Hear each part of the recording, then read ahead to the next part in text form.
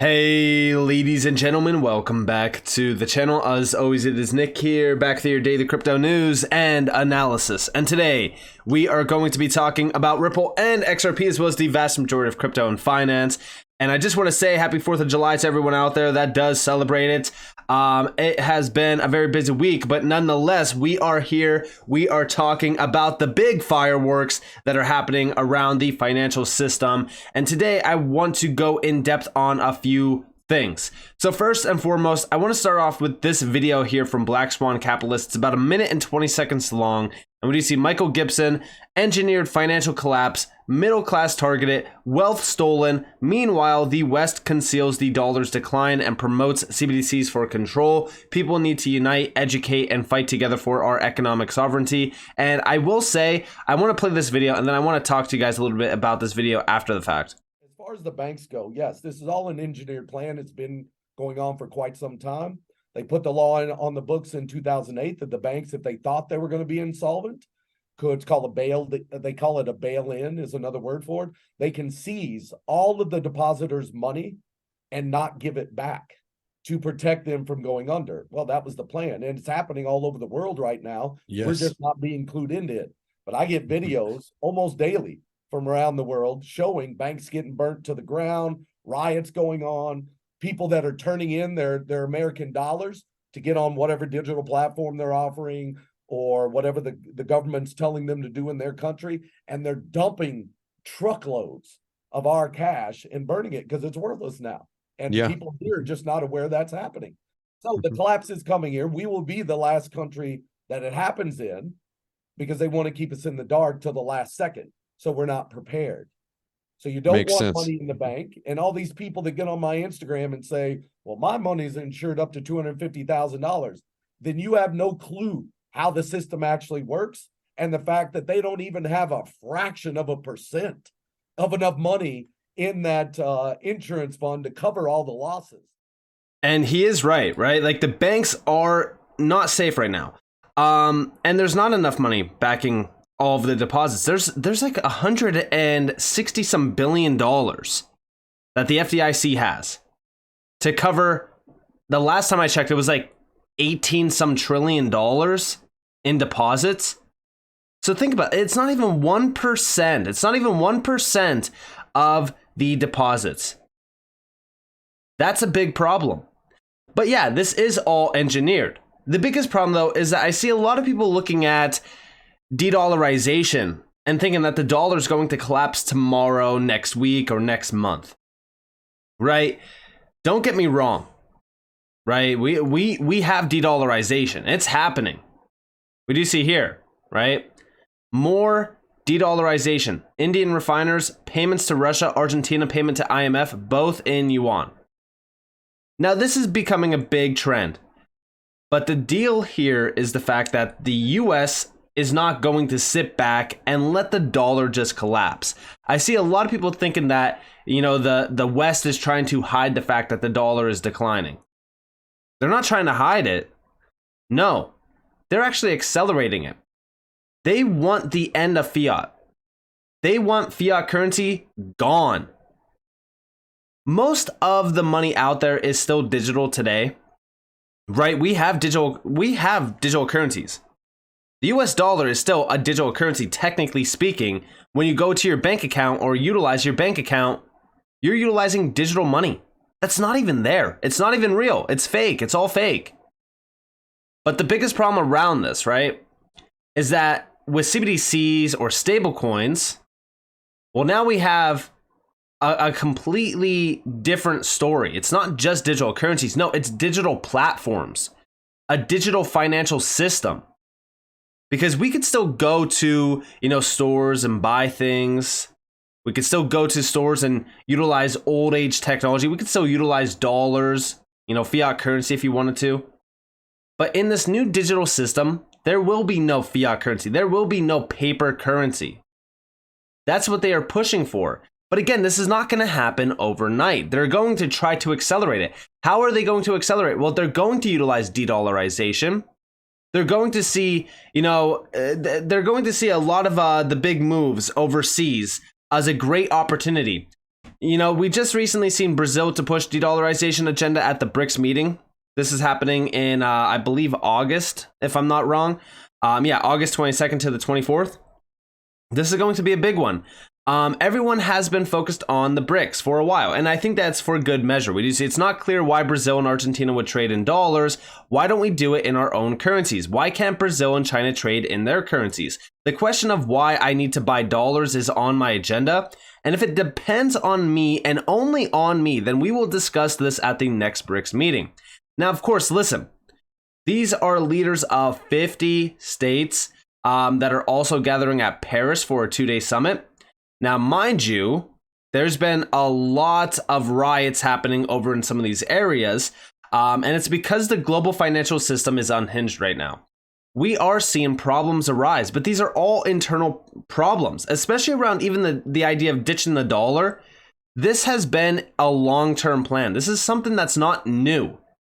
Everyone now is jumping on this agenda, though, because guess what? We're not seeing it being addressed yet, but this is going to be utilized as an example. We also recently seen the Russian embassy. The BRICS countries are planning to introduce a new trading currency, which will be backed by gold. More and more countries recently expressed desire to join BRICS. Okay, so as we do look at this, right? Again, this is right on par with the mission. As we look at what's happening around some of these big areas with the petrodollar system and the petrodollar itself and the dollar, everyone believes that the dollar is done. Everyone believes that the US is completely finished. But guess what the US is going to do? They are going to push for a CBDC system and be utilizing a CBDC.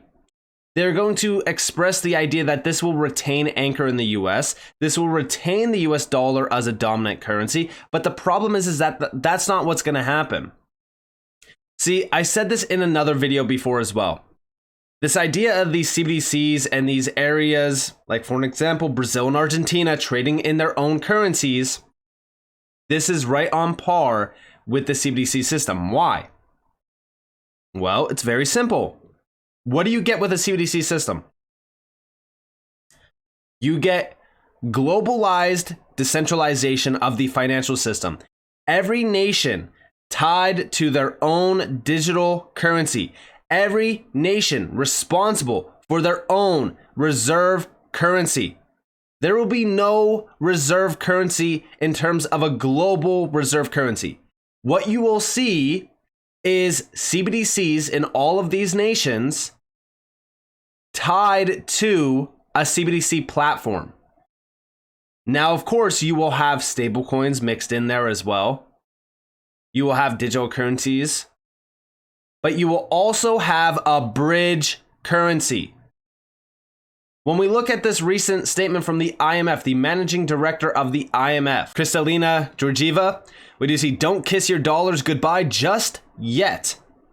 This story of de-dollarization has been with us for some time.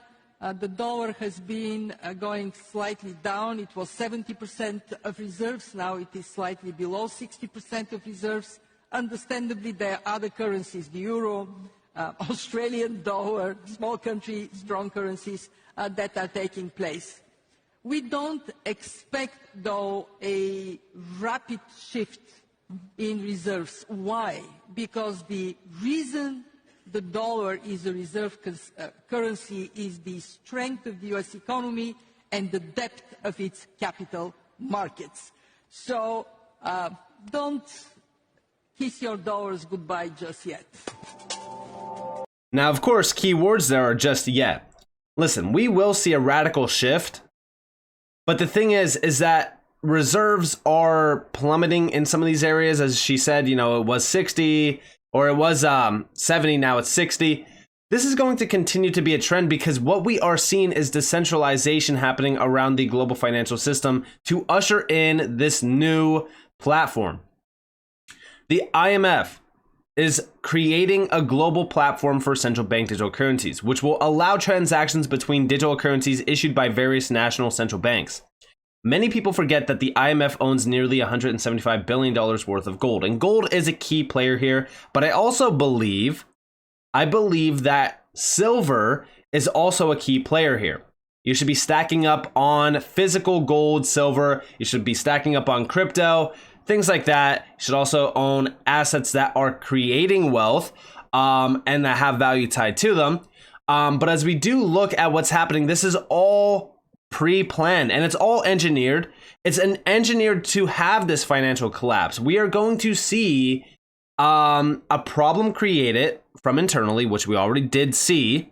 Remember, I talked about COVID-19. COVID-19, it was a blanketed event to push and streamline and accelerate the Great Reset, which is right on par with the financial collapse that is happening. Now, we have talked about this CBDC platform for a while. Yes, I do believe that Ripple is tied to this. A lot of people have been trying to find connections here. Going back 2 weeks ago, we've seen this post where XRP Army finds Ripple linked to IMF as it announced the CBDC platform. In this, there's one video, which is this video from 2018. This is 2018. Breaking news. It's not really breaking news. It's from 2018. The IMF is developing a digital currency platform to enable transactions between countries. Do you remember when Brad Garlinghouse joked with Ross Lecco about XRP? It's all planned. XRP the standard. Check this out. You want to take one? Go for it. The first one's for you. IMF. Do you see IMF holding crypto assets in the future? I did not put that up there. Remember, I'm from the legal department. I'm supposed to be very conservative about these things. I don't want to go into great details about Maybe I should take what the IMF is going to do. So yeah, everybody tied this right back to XRP. This, again, remember, this is 2018. This is November of 2018. This is after XRP, skyrocketed to almost $4, whatever. Yeah, I do believe that XRP is part of the plan. I think that Ripple is part of the plan. There's been a lot of videos posted in the past. This one, Ryan Zagone from Ripple speaking with the IMF. This one is also another pretty interesting video. I'll play this one, and then I'll play this last one, which this is Ripple's Antoinette Gorma, which, by the way, she has a lot of connects to some pretty big organizations if you look her up. Presenting to the IMF on cybersecurity, the XRP Ledger Plus, Ripple is the only company that monitors and reports suspicious activity on the blockchain. But check this out. Thanks, Greg. Let me invite Ryan, please. Hello, everyone. My name is Ryan Zagone. I work for a company called Ripple. We enable real-time cross-border payments for financial institutions. We're lowering the settlement time from about 5 days to 5 seconds, and we're reducing the cost of cross-border payments by about 60%. We're working with about 50 financial institutions around the world to enable this real-time cross-border payment. To the question of will fintech endanger financial stability, I don't think it will, if we maintain a strong principle-based approach to regulation. So today, we set regulation at a high-level thematic principle that we apply uniquely to each different technology or product. So for instance, we will have principles around market stability, or operational resiliency, or cybersecurity, so like strong components of a financial system. We apply those, ensuring the controls and the risk mitigants are put in place are unique to the risk and gaps within each product. It's not one standard approach. So we customize how we apply rules and risk to each different product. If we continue that approach of a strong principle-based model, I think we will be very effective at identifying and mitigating the risks that may come from fintech. Okay, so Ripple is being sued by the SEC. This is 2017, where we have Ryan Zagone from Ripple speaking with the IMF about regulations, security. I mean, again, I get it. 2017, 2018, it's a while back. But ISO 20022 is from 2004. It's getting adopted now. Pay attention to the deep connections. Even if they are 2, 3, 4, 5 years ago, they matter greatly today because we are starting to see the shift in real time happening. And it all started to accelerate in 2020. Over here you guys have, again, right on par with cybersecurity. This is with the IMF. from Ripple. Check this out. Aware of that. But let's just take it one step further. Even if we did introduce AML regulation that was globally applicable to all institutions, all digital currency exchanges, irrespective of jurisdiction, I want to tell you, it won't really, it's not going to be able to effectively handle the transaction risk. Because all transactions are happening underneath, on the blockchain, underneath these digital currency exchanges. The transactions that are going through the exchanges, yes, they're going to be monitoring that type of activity, but who is monitoring the transactions that are conducted on the blockchains themselves? There is no financial institution today, there's no company today, with the possible exception of Ripple Labs, that has been required by regulators to monitor and report on suspicious activities that are being conducted on the blockchain. Oops, apologies. Digital wallets. They can be established on the blockchain by anyone from anywhere. They don't have to be opened through a digital currency exchange. They have global reach once they're opened for instant access to cross-border transfers, and they're easily accessible via the internet. I wanted to give you an idea. This is what a digital wallet address looks like on a blockchain. I've given you an example here of a Ripple wallet address here, and there's a Bitcoin wallet address. That's what you see on a blockchain. The cryptocurrencies are transferred from one address to another address, and in most cases there's no other additional identifying information associated with those wallets. You can't even determine with any degree of confidence where those wallets are located because of IP address spoofing. It masks where the sender is based, and it shows that it's coming from a different location. So what was Ripple going to do? You see hundreds of thousands of these addresses all over XRP Ledger. And at Ripple, we had to connect allegations of unusual activity, thefts, crime, phishing scams, pyramid schemes. Users reported into us alleged illegal activity. We opened a repository for them to deposit their reports, and we used that then to create an investigation and to try and link all of this suspicious activity to identify culprits, to identify high-level patterns of activity on XRP Ledger that could potentially be suspicious, given the information that we had available to us. So again, this is right on par with this is why I always say that the SEC case was just one big plan. I believe that Ripple is working with regulators closely. I believe that I think that they are part of the system. I believe that they are part of the plan for a harmonized global standard. I believe that they are becoming a key player around this new financial system. There has been so many connects here. Shout out to Anderson as well. He posted this from BIS Innovation Hub Project Aurora. Expand this to the use of a global bridge asset. Opportunities. This transparency provides an opportunity for system-wide transaction monitoring, which can be used to identify suspicious patterns of activity that may indicate money laundering or other illicit activity. This is public blockchains used for payments. Transaction monitoring on public blockchains can be automated using blockchain analytics tools, which can analyze large volumes of transaction data in real time and flag any potentially suspicious activity. This is literally what she just mentioned. And remember, expand this to the use of a global bridge asset. Yeah, XRP could be injected into the system for a global bridge currency once we have all CBDCs in place and the CBDC platform is fully live and operational. And you know what's crazy about all of this is that as we look at the Ripple CBDC platform that just recently started to become a big deal. We've been focused on this for a while.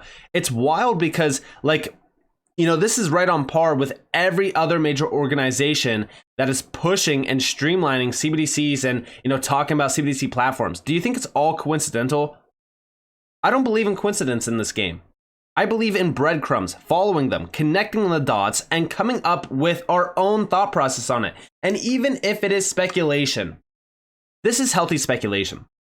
Because listen, when we look at all of the documents around the IMF, around the FSB, around the FSC, and almost every other global organization around this new system, and even our current system, the only major players tied to this is Ripple and Stellar.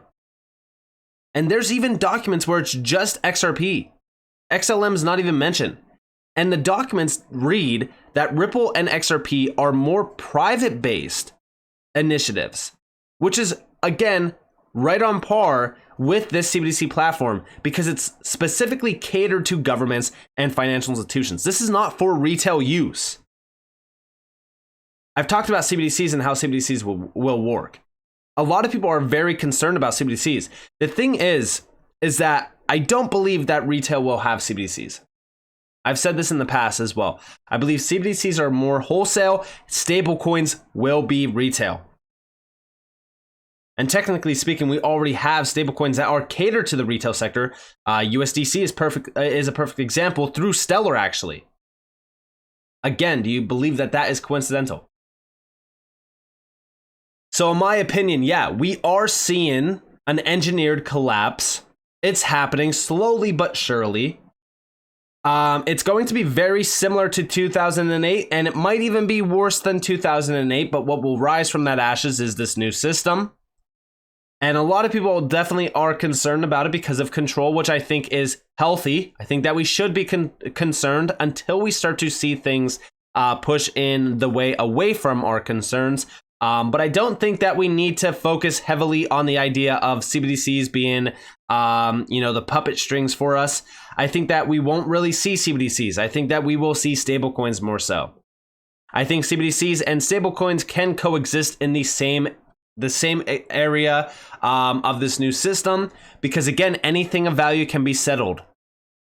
Anything of value can be settled because we have a bridge currency that is possible to settle anything. So with that being said, I hope that you guys enjoyed this video. If you guys did, definitely leave a like, subscribe, turn notifications on. If you guys want more free content, you guys are more than welcome to follow me on Twitter and join the free Discord down in the description below. So it's up to you all. Have a beautiful day or a beautiful night. Wherever you guys are on this beautiful world, that's been Nick. Peace out, guys.